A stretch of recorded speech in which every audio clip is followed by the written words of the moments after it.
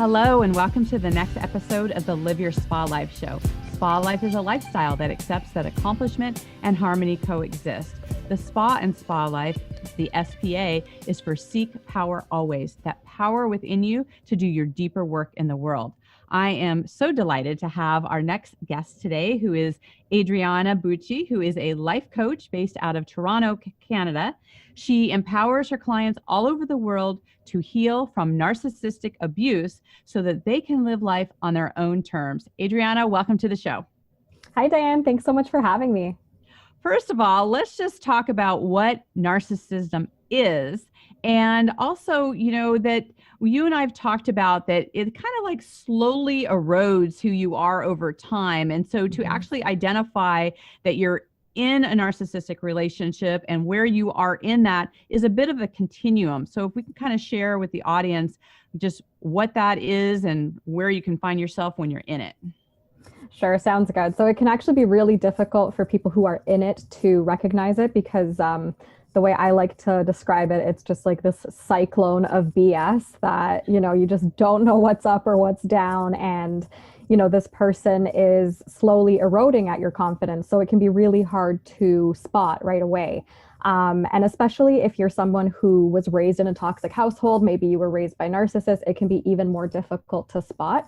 So just kind of looking out for signs of manipulation. Gaslighting is one of the biggest ones. So that's where they kind of try to distort your reality. So something could have literally just happened, and if you're dealing with a narcissist, you call them out on it. They say, no, you're crazy. You don't know what you're talking about. And it's like, okay, like this literally just happened. So you start to think you're going crazy. So one of the first signs of abuse is confusion.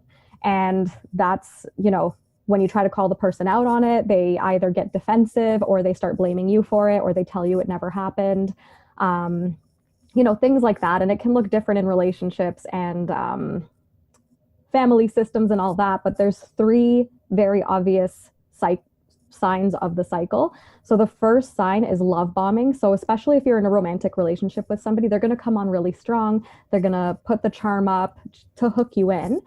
And, you'll be like their soulmate, the most amazing person ever, all that kind of crap. And then the second stage is the devalue and discard stage. Or no, the devalue stage. The discard stage is the third stage. So devaluing is when they start to chip away at your confidence. So things you had in common at the beginning of the relationship, you don't really have it in common anymore. They start making fun of you. They start making you wrong for everything. They start blaming you for everything. They'll take no accountability for any of their abuse. And then finally it goes to discard, where they're just like, they're done with you. And then that cycle can repeat over and over and over until the survivor either deprives them of supply. So the supply is just getting a rise out of you, basically. And once you deprive them of that, the discard will last probably forever because you're no longer giving them anything. Or they'll just move on to another source of supply that gives them that ego boost that they're looking for. Right. So when this person is somebody that is a parent, like your mother, or you're in a romantic relationship with them, maybe you have children with them, there are deeper ties that are in that. Is there a way that you can actually coexist and have coping tools to be with a narcissist? Or is it always going to erode away that at some point it's going to implode? In my opinion, it's always going to implode.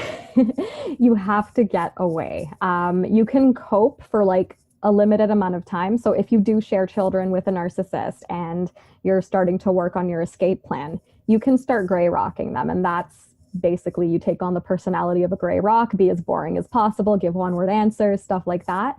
And, work on getting as far away from this person as possible. And, sometimes that means court and all that kind of stuff. And it really, really sucks. But at the end of the day, you need to get away from people who are choosing to abuse you, because abuse is always a choice and they will never, ever, ever change. They don't. And if they say they're going to change, or it appears like they change, it's always manipulation. It's never going to be a permanent change. And it's just going to be another way for them to, try and figure out another way to manipulate you with some form of love bombing. And even if it's a parent, it's, it can be really hard, especially when parents are aging and you start feeling like, oh, well, who's going to take care of them? All that kind of stuff. It's important to remember that you're not responsible for your parents, first and foremost. especially if they're narcissistic. You know, if you're from a normal family and you help each other out, that's a completely different story.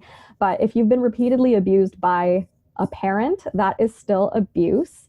And it's important to separate yourself and disengage from them and understand that they're never, ever going to change. They're never going to take accountability. And you have to find a way to step into some form of power, which can be really difficult at first, of course, but getting away is the best bet. And you can gray rock a parent too. You can, you know, start setting boundaries and really notice when you do set boundaries with these people, what their reaction is, because sometimes, or a lot of the time, they're not going to have a great reaction. Probably none of the time at all. They're not going to have a good reaction at all. And that in itself does not mean that the boundary was a mistake. It means that boundary needed to be set yesterday. Right. So how do you distinguish between someone who is actually a narcissist versus someone that maybe doesn't have tools or skills or has other things that aren't supportive of being like collaborative in a relationship? So there's a pattern, right? So always trust the pattern and the behaviors, not the words. So there's obviously, like, nobody's perfect, of course. We all have our bad days. We all, you know, have certain situations and instances where, you know, we'll take out our anger on somebody else and, like, we don't mean it.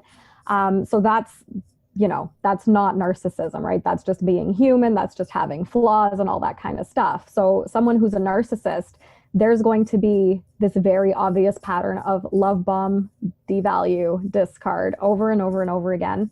And, you know, you're going to eventually start to realize that something's not working and something's not making sense. And as you, like, take inventory of how the relationship has been, it'll start coming to you that, oh my gosh, this pattern has been going on over and over and over.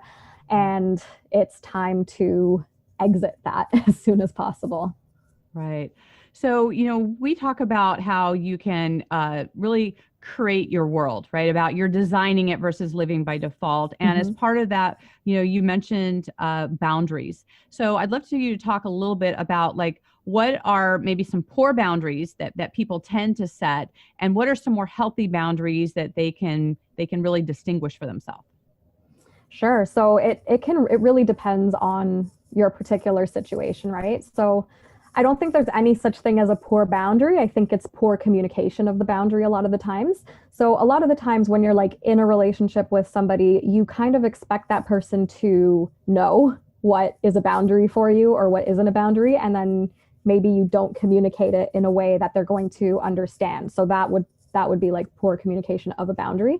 And, you know, good boundaries is, you know, it's something you have to work at. And I actually have a course on how to set boundaries, because it's really, really difficult for a lot of people, especially when they have been through narcissistic abuse, because you feel like you're not even worthy of setting those boundaries, or you feel like something's wrong with you, or you're at fault somehow, and therefore you can't set this boundary because maybe the narcissist is reminding you of the one time they did something nice for you or whatever, right?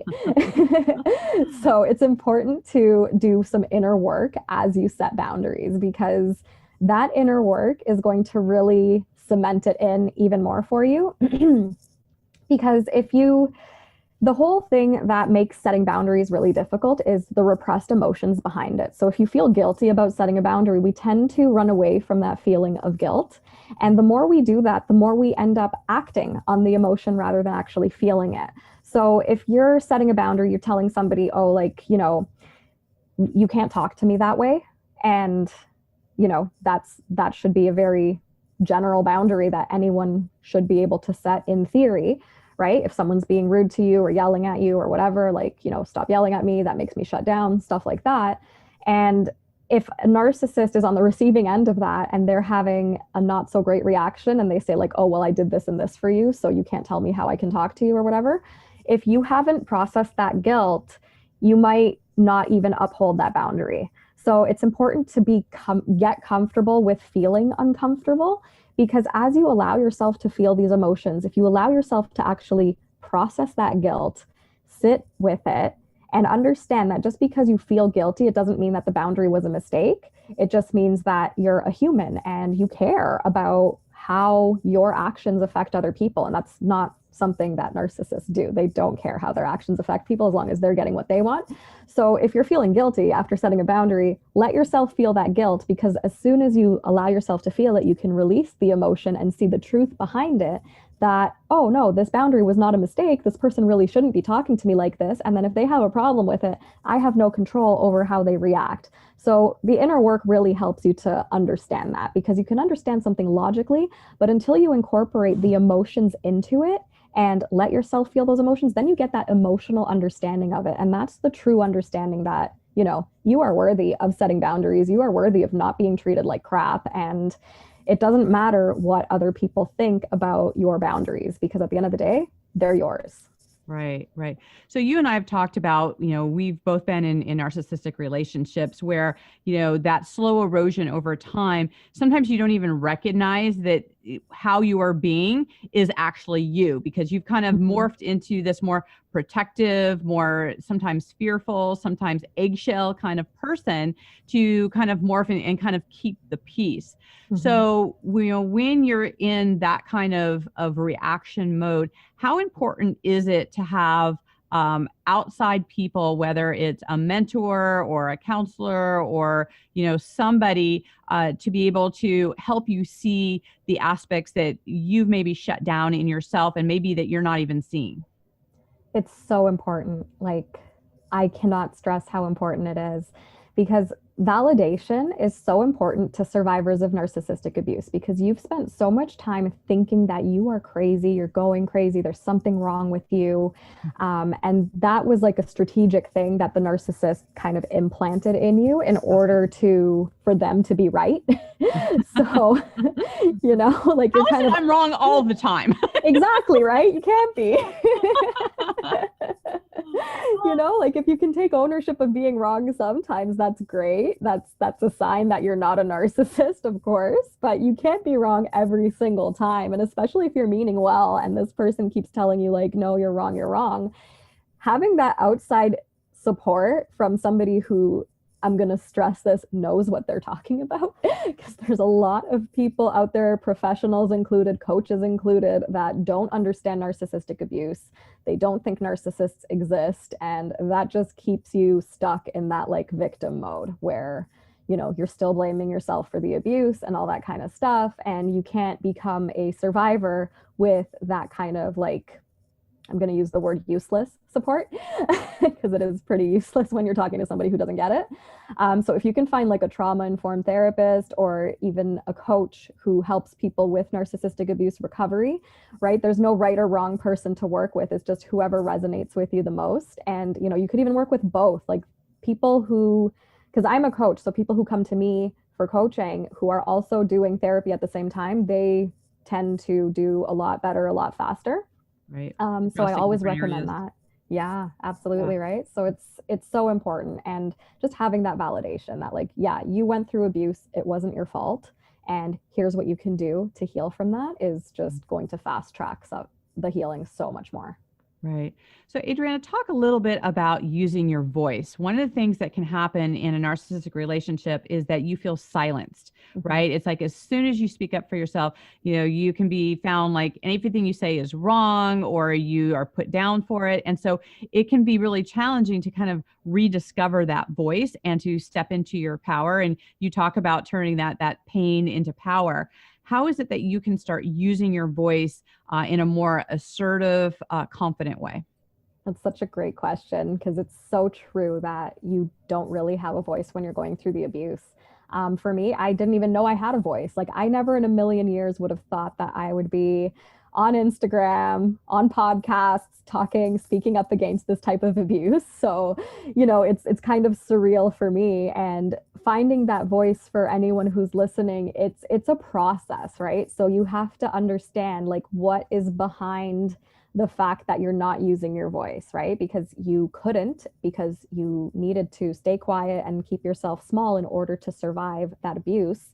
And once you're out of it, it can be really difficult to discover that you have a voice. So doing the inner work and processing whatever emotions are behind that, for example, fear is probably one of the biggest emotions that would be behind anybody who does not have the courage to use their voice for good or whatever, like awareness, advocacy, all that kind of stuff. So, you know, understanding that there is a fear behind that and it is connected to whatever happened in the past, even into childhood and all that, right? Like it's not like you're opening up this Pandora's box because you've already been through it. So doing the healing work around that is difficult in the moment, but it's not as bad as going through that again because you've already been through it. So understanding that, taking that sort of approach to it, letting yourself feel that fear, because repressed emotions have nowhere to go. They stay stuck in your body and then they can manifest in uglier ways. For me, it was chronic pain. So, you know, it's really the mind body connection is a thing and it's legitimate. So letting yourself feel that fear will help you to release the fear, and then you'll be able to make space for the courage to have that voice and to speak up for yourself and advocate, and whatever it is that you want to do with your voice, just make sure you're using it, because there's so many people who can't use it while they're still stuck in that cyclone of BS. Right. Absolutely. And, you know, it's interesting just about fear is, you know, being able to recognize it, to be able to see like, you know, what are the different perspectives? What are the things that trigger us from it?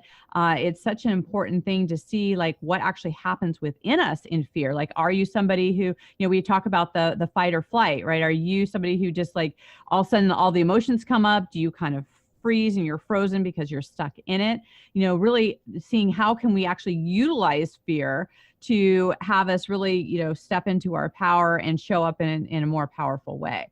So I think it's really important to just really realize, where are you on that fear continuum? Because I think the fear continuum, because it's not like you're not fear or you're super fearful. Like it's like, where are you on that? And you can move on it depending on the circumstances. And, you know, you can have these past, you know, trigger traumas that can happen with it as well. And I remember when I was going through a lot of healing and different processes where I'm helping people heal from trauma, one of the things I had learned is that trauma leaves the body through the breath.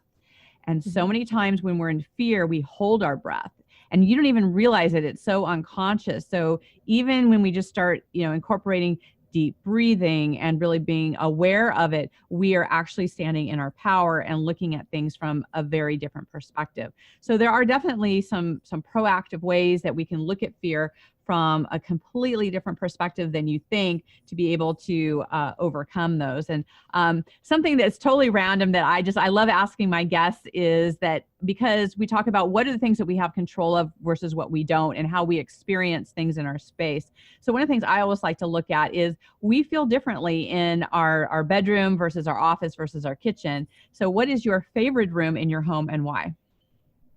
I'd say the living room, because it's one of the only rooms in my little Toronto shoebox.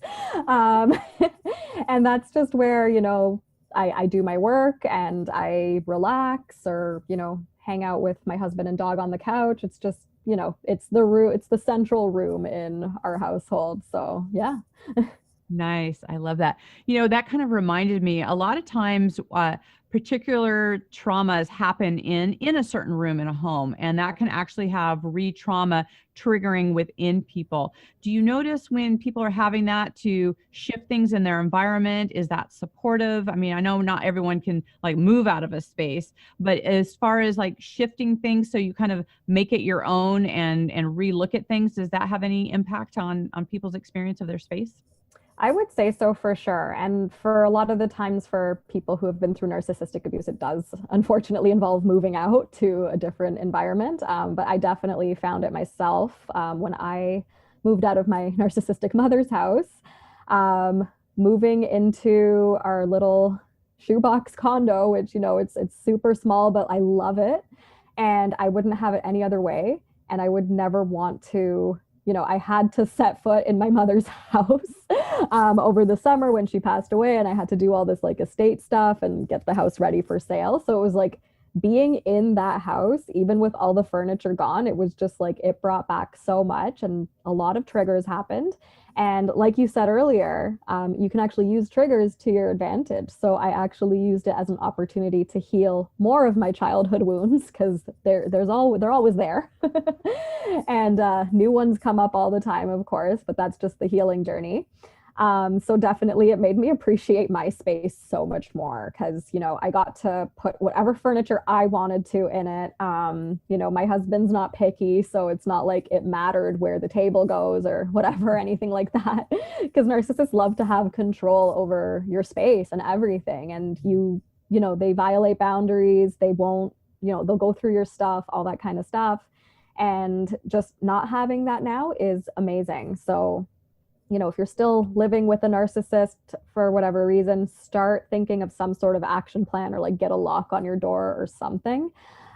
Because having your own space to yourself, decorated the way you want, with whatever you want in it, and organized the way that makes sense for you is a big game changer.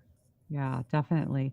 Well, and when we talk about, you know, having the entrepreneurial journey, like there are things that disempower us, that, you know, kind of take away our power, and, you know, to eventually stand in your power and to reclaim that. And I know as part of your journey, you had physical pain that was happening. And we definitely know that there is a connection between any trauma that's happening, that physical pain part comes in. Can you talk a little bit about just the disempowering aspects of being in physical pain and how you move through that? Yeah, it was the worst, honestly. So it was like 4 years of absolute hell. And, you know, my pain journey starts before that, but like things got really, really bad in 2015. I got my wisdom teeth removed, and then my jaw was just, I had TMJ dysfunction. I had like x-rays showing that my neck was crooked. My jaw was like compressing my ear, which was why I was getting all the migraines on the one side. And it was horrible having to go through that because I couldn't really do much for myself. I would eventually get carpal tunnel syndrome, and it was hard to even get dressed because my hands were just garbage. Like I couldn't use them. I had to get all this special ergonomic equipment. I had to sleep on this weird mountain of pillows that made sense to me at the time. So it's just really annoying having to structure your day on your comfort level and stuff like that. Like it's very disempowering, and having to, you know, cancel plans last minute because you're in too much pain to go out. I lost so many friends while I had chronic pain because I was just so unreliable and flaky. So just not having that ability to do stuff for yourself is horrible. Not having that ability to go out when you want to go out is just, it sucks. It really sucks. And the way that the mind-body connection works is that it really makes you focus on your body instead of your emotions. And it really makes sense. Like that's what it's all about. It doesn't matter if you have a structural abnormality, because right now I am pain-free. My jaw is still in my ear and I don't feel pain, right? I'll feel pain if I stub my toe or something, because there's obviously human pain and stuff like that, but there's always an emotional reason behind physical chronic pain that's lasted more than 6 months, that, you know, you've done all the tests, your doctors can't figure out what's wrong with you, and you just have to sort of manage it. And I was to the point where I ran out of options for pain relief. So I was getting nerve block injections in my face. I ended up getting shingles in my mouth. And that led me to have trigeminal neuralgia, which is, it's this nerve on the side of your face, and it's responsible for all the feeling. And when that's inflamed, it's called the trigeminal neuralgia, and it's nicknamed the suicide disease because of how painful it is. And my brain went there. Like it was terrible. It was 2018, October, and I was 30, and I decided I don't want to see my 40th birthday, because if it's this bad right now, like, and I'm in this much pain by 30, it's only downhill from here, right? Because when you get older, the pain just gets worse. So how did you go from that level of pain to being pain-free today? So what I ended up discovering, so I had this whole plot that like, okay, like I'm not going to make it past 40. Like I'll give my husband another 10 years, end of story, whatever. That's big of you. Right? Because I felt bad for him. I was like, hey, like, you know, we've been married for 2 years or 1 year at that point, and let me give him another 10 years and I'll be generous. I can deal with it for now, right? And I was mindlessly scrolling on Facebook one day. It was January 2019, and I was just rock bottom in my pain. The nerve block injections weren't working anymore. I couldn't take painkillers anymore because I was getting ulcers in my stomach. So it was just like, I didn't know what else to do. So, you know how targeted ads work For some reason, Facebook knew I was experiencing chronic pain, which was creepy, but I'm thankful for it because it saved my life. I found this ad for an app called Curable, and it promises to help with chronic pain. So I was like, okay, whatever. I downloaded it. I purchased a 1-year subscription. I did no research because I assumed it would have been like, oh, this is going to hypnotize me and make me think I'm not in pain. And then, whatever, cool. It's just going to do some mind control thing on me. And that's fine. But once I actually opened the app and got into the first exercise in it, so it basically takes you through like all these different exercises and, education on pain science and what is pain. And the basic is that, like, if you're experiencing chronic pain, it's because you experience some form of childhood trauma and you repressed your emotions since your childhood, and those emotions have nowhere to go. So they stay stuck in your body, and then you have pain. I thought this was complete garbage when I first read it. I was like, no, this is so stupid. No way. And I was pissed. I was offended. I was just like, I didn't have childhood trauma. What does this app thinks it knows about me? So I didn't bother doing the exercise because I was just annoyed. And of course, 24 hours later, I was still in pain and I was still angry, but I just figured, okay, you know what? I'm going to try this app. I already paid for it. It's not like I'm going to get a refund. I'm desperate. I don't know what else to do. So humor me, app. And I tried it out, and it was very uncomfortable doing the emotional work because I was very much used to bottling everything up. Like, I didn't think I had any emotions, and of course I didn't because they were repressed. So doing that inner work, doing that inner emotional, like letting myself cry, letting myself remember something from my childhood and crying about it in my adulthood, understanding first and foremost that that didn't mean I wasn't over it yet. That just meant I had these repressed emotions from that experience. Right. And it's important to allow my body to process these emotions. So whether that's through crying, whether that's through journaling, through breath work, like breathing exercises, through exercise, etc., you have to feel it to heal it. So, I kept doing the app and doing the exercises in it. And sure enough, within 4 months, I was completely pain-free. And that was just mind-blowing to me because it was in my second week of doing this app. I experienced my first 5 minutes of no pain, and I was like, oh my God, is this how normal people feel? So that gave me the momentum. That gave me the push to like really keep going and doing this inner work on myself. I had no idea I would become a coach at some point. But as soon as I hit that pain-free point in April 2019, I was like, okay, I'm going to be a coach and I need to help people with chronic pain. And that was initially what I was going to do. But then I started talking more and more about my trauma from my childhood, my experience with my mother. And I realized, oh my gosh, this is an epidemic, narcissistic abuse. So I kind of switched my focus to helping people heal from narc abuse. And 9 times out of 10, or I'm going to say 10 times out of 10, they have some sort of mind-body manifestation. They have some sort of pain or some sort of mystery illness where, they don't know what's wrong with them. The doctors don't know what's wrong with them. They're not dying, but they're extremely uncomfortable for some reason or other. And of course, I do the work with them. I tell them how to do the work, how to do it safely so they're not re-traumatizing themselves. We do it at a very comfortable pace. And sure enough, they manage to get their power back, and they're also out of pain. They start to notice their symptoms are decreasing. They're starting to feel more comfortable within their bodies, and it's awesome. It's a win-win.